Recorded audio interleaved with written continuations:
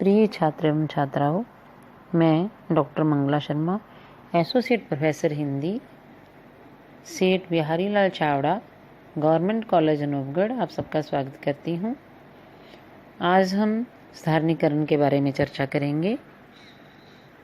हिंदी साहित्य कोश के अनुसार साधारणीकरण शब्द का संबंध भारतीय रस सिद्धांत से चला आ रहा है। इसका प्रयोग सर्वप्रथम भट्टनायक ने रस निष्पत्ति संबंधी भर्त के सूत्र की व्याख्या के अंतर्गत किया है। भट्टनायक ने अपने पूर्ववर्ती आचार्यों की व्याख्या के दोषों को दूर करने के लिए इसका प्रयोग किया है। उनके अनुसार आरोहवाद तथा अनुमतिवाद की स्थापना में जो आत्मगत तत्व दोष आ जाते हैं, उनके परिहार के लिए साधारणीकरण की स्वीकृति आवश्यक है।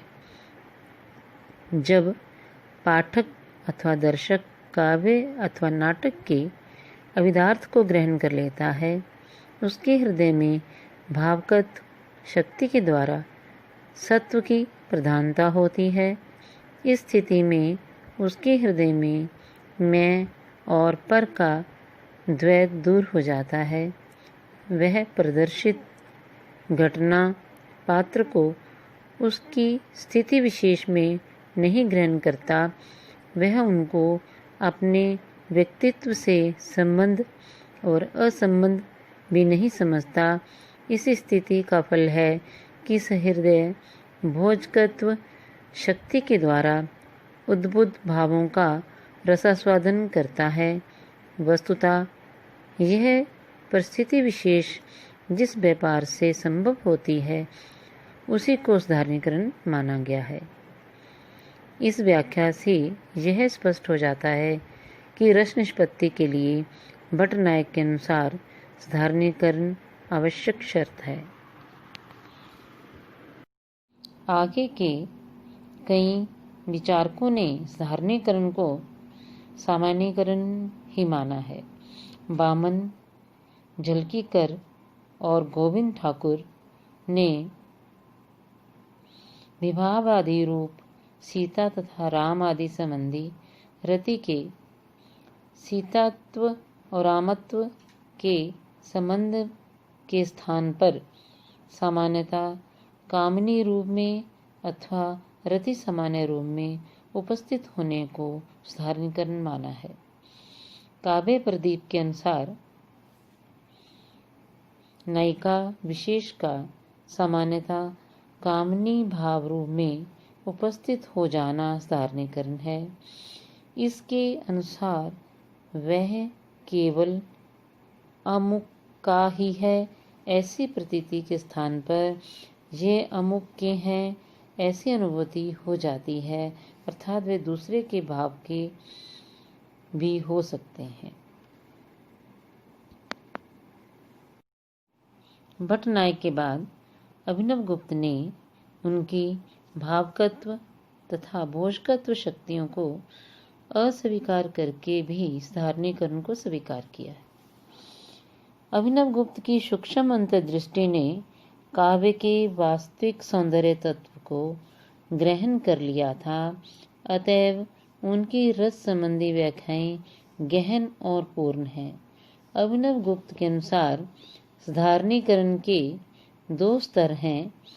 एक स्तर पर विभावादि का व्यक्ति विशिष्ट संबंध छूट जाता है और दूसरे स्तर पर सामाजिक का व्यक्तित्व बंधन नष्ट हो जाता है और दूसरे स्तर पर सामाजिक का व्यक्तित्व बंधन नष्ट हो जाता है, अर्थात विभावादि के साथ स्थायी भाव का साधारणीकरण होता है और साथ ही सामाजिक की अनुभूति का साधारणीकरण होता है। यह साधारणीकरण सामाजिकों के वासना में रूप में स्थित स्थायी भावों के आधार पर संभव होता है। ये साधारणीकरण सामाजिकों के वासना रूप में स्थित स्थायी भावों के आधार पर संभव होता है। इस प्रकार अभिनवगुप्त ने भट्टनायक से इस सिद्धांत को स्वीकार करके भी अपना मौलिक योग प्रदान किया है। इन्होंने वासनाओं को स्वीकृति दी है और साथ ही स्थायी भाव का साधारणीकरण माना है। आधुनिक विचारकों में रामचंद्र शुक्ल ने सबसे अधिक विस्तार से साधारणीकरण सिद्धांत की व्याख्या की है और आनंद प्रकाश दीक्षित ने अपने प्रबंध काव्य में रस में प्राय उन्हीं के मत की स्थापना की है। रामचंद्र शुक्ल के अनुसार जब तक किसी भाव का कोई विशेष रूप में नहीं लाया जाता, वह सामान्यतः सबके उसी भाव का आलंबन हो सके, तब तक उसमें रस उद्बोधन की पूर्ण शक्ति नहीं आती। इसी रूप में लाया जाना हमारे जहाँ साधारणीकरण कहलाता है। अभिप्राय यह है कि पाठक या श्रोता के मन में जो व्यक्ति विशेष या वस्तु विशेष आता है, वह जैसे काव्य में वर्णित आश्रय के भाव का आलंबन हो जाता है। साधारणीकरण आलंबन तब धर्म का होता है। तात्पर्य ये है कि आलंबन रूप में प्रतिष्ठित व्यक्ति समान प्रभाव वाले कुछ धर्मों के कारण सबके भावों का आलंबन हो जाता है। इस प्रकार रामचंद्र शुक्ल के अनुसार साधारणीकरण का भाव नंबर 1 वर्णित अथवा प्रदर्शित आलंबन को सबके भाव का आलंबन बनाना, परंतु इसका अर्थ ये नहीं कि व्यक्ति विशेष अथवा वस्तु विशेष के स्थान पर केवल वस्तु अथवा व्यक्ति मात्र का बोध रह जाना। नंबर 2 आश्रय के समान आलंबन के प्रति पाठक अथवा दर्शक का भाव हो जाना। आनंद प्रकाश दीक्षित ने स्वीकार किया है कि शुक्ल जी ने आलंबन का विचार आश्रय सापेक्ष के रूप में किया है। उनका मत है कि आश्रय के भाव का आलंबन ही सहृदय का भी आलंबन हो सकता है, जो उसे होना चाहिए। इस प्रकार उनके अनुसार ये कहना भी अनुचित है कि शुक्ल जी ने विभाव आदि का साधारणीकरण न मानकर उसे आलंबन तक सीमित कर दिया है। आश्रय सापेक्षता में अनुभाव आदि संभवतः साधारणीकृत अवस्था में प्रस्तुत होते हैं। रामचंद्र शुक्ल ने साधारणीकरण की व्याख्या के अंतर्गत आश्रय के साथ तादात्म्य या सहानुभूति की अनिवार्यता भी प्रतिपादित की है, जिसकी स्थिति के अनुसार उन्होंने रस कोटि की कल्पना की है। पूर्ण तादात्म्य की स्थिति में उत्तम कोटि की रसात्मकता। नंबर 2 जहाँ ये तादात्म्य ना हो सके, या दर्शक या पाठक प्रदर्शित अथवा वर्णित पात्र का मात्र शील दृष्टा या प्रकृति दृष्टा के रूप में प्रभाव ग्रहण करेगा, मध्यम कोटि की रसात्मकता मानी जाएगी। इस स्थिति में स्वतः पाठक पात्र दर्शक के भावों का सीधा आलंबन हो जाता है। यह साधारणीकरण कवि के उस अव्यक्त भाव का होता है जिससे पात्र विशेष की उद्भावना हुई है। नंबर 3 रस की एक ऐसी भी अधम कोटि मानी जा सकती है जिसमें पाठक या दर्शक आश्रय की भाव व्यंजना से कुछ भी तादात्म्य नहीं कर पाता, केवल शील वैचित्र के रूप में उसे ग्रहण कर लेता है। आनंद प्रकाश दीक्षित ने आचार्य शुक्ल की इन कोटियों को प्राचीन आचार्यों की रसाभास भावाभास के रूप में सिद्ध करते हुए यथार्थ माना है। श्यामचंद्र दास के अनुसार रामचंद्र शुक्ल ने साधारणीकरण से ये अर्थ लिया है विभाव अनुभाव का साधारण रूप करके लाया जाना। पर साधारणीकरण तो कवि या भावक की चित्तवृत्ति से संबंध रखता है। चित्त के साधारणीकृत होने पर उसे सभी कुछ साधारण प्रतीत होने लगता है, अतः ये मत भी ठीक नहीं है। नगेंद्र ने आश्रय के साथ तादात्म्य को अस्वीकार किया है। उनके अनुसार यह कठिन है कि पाठक या दर्शक प्रत्येक प्रकार के चरित्र के साथ तादात्म्य स्थापित कर सके। नगेंद्र के अनुसार वास्तव में पाठक का तादात्म्य कवि के भाव के साथ होता है और इस प्रकार आश्रयदाता के भावों की औचित्य के प्रश्न का समाधान भी हो जाता है। प्रगतिवादी आलोचकों ने इस धारणीकरण का अर्थ परंपरा से भिन्न सामान्य प्रश्नीयता के अर्थ में लिया है। इसी के आधार पर इसे बोधगम्यता के रूप में कहा गया है, परंतु स्पष्टता इस मत में कोई सार नहीं है।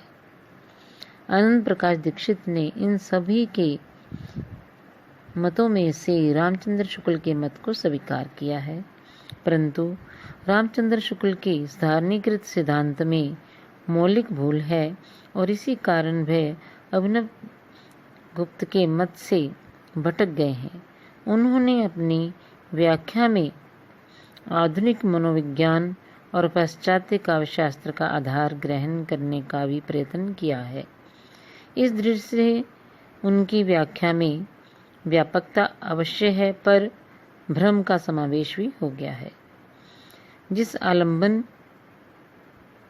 के धारणीकरण या आश्रय के तादात्म्य को रामचंद्र शुक्ल ने इतना महत्व दिया है, वह प्रारंभिक आचार्यों के आरोपवाद और अनुमतिवाद से कुछ ही आगे की स्थिति है।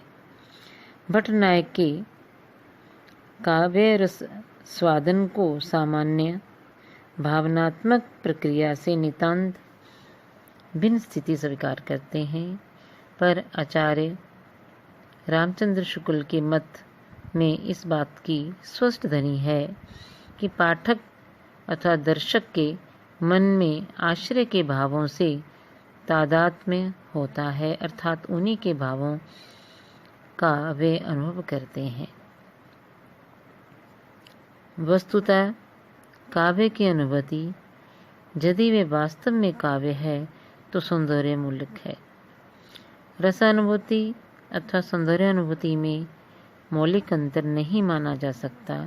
मनुष्य ने सैकड़ों वर्षों के इतिहास में अपनी सौंदर्य अनुभूति को विकसित और विषम बनाया है। नाना रूप आकारों भावनाओं ने उनके विकास में योगदान दिया है।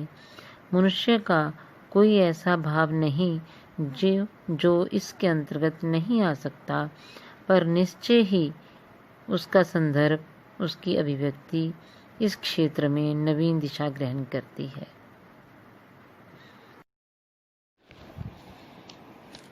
अंततः हम देख रहे हैं कि इस धारणीकरण के संबंध में हमारे यहाँ के आचार्यों में थोड़ा बहुत अंतर के साथ 3 बातों पर बल दिया गया है।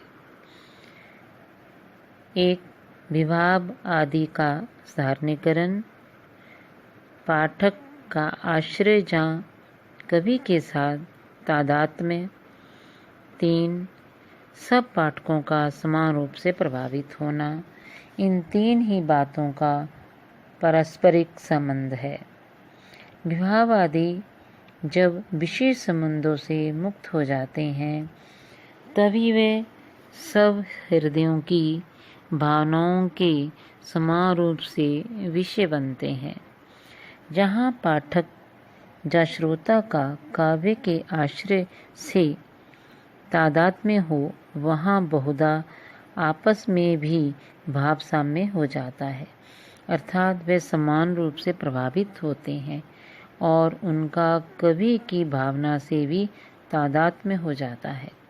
धारणीकरण द्वारा कवि कविता के आश्रय और पाठक भावना के एक सूत्र में बंध जाते हैं। कवि जितना जनता की भावनाओं के निकट जाता है, उतना ही पाठकों के साथ उसका भाव तादात्म्य होता है, किंतु इसका ये अर्थ नहीं कि कवि जनता के भावों के आगे नहीं जाता। कवि और जनता में आदान प्रदान होता रहता है। कवि जनता से प्रेरणा ग्रहण करता है और वह धीरे धीरे जनता के भावों में भी परिवर्तन करता है। साधारणीकरण का अभिप्राय है आलंबन का व्यक्तित्व बनाए रखते हुए भी उसको ऐसे रूप में उपस्थित करना कि वह मेरे पराये के बंधनों से मुक्त हो जाए और सब सहृदयों की भावना का समान रूप से विषय बन सके। पाठकों की वे भावनाएं देश काल के बंधनों से मुक्त होती हैं, तभी वे दुखात्मक होने से बची रहती हैं और अखंड सात्विक आनंद का सृजन करती हैं।